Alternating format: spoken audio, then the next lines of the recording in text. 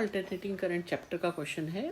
An inductor 20 millihertz, a capacitor 100 microfarad and a resistor 50 ohm are connected in series across a source of EMF V is equal to 10 sin 3140। आपको power loss निकालना है circuit में, ठीक है। तो सारी values लिख लो पहले, जो कैपेसिटेंस दी है आपको, रेजिस्टेंस दी है, इंडक्टेंस दी है, सब लिख लिया आपने। अब आपको पता है कि जो वोल्टेज है इसी सर्किट में वो किससे दिया जाता है, V is equal to V naught sine omega t, ठीक है। अब आपको भी एक इक्वेशन दी गई है ना, V is equal to 10 sine 3140। जब आप कंपेयर करोगे तो आपको पता लगेगा कि इसमें जो V नॉट है वो 10 वोल्ट है, ये क्या है, पीक वोल्टेज है ना, और ओमेगा जो है वो 314 है। तो अभी आपको पावर लॉस का फॉर्मूला पता होना चाहिए। P इज इक्वल टू दिया जाता है V not R upon 2Z का square.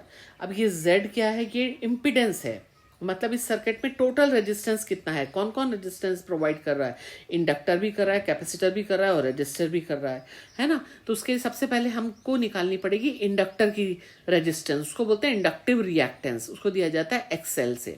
XL is equal to omega L. तो जब आपने इसको कैलकुलेट किया तो आपके पास इंडक्टिव रिएक्टेंस आ गई 6.28 ओम, करेक्ट।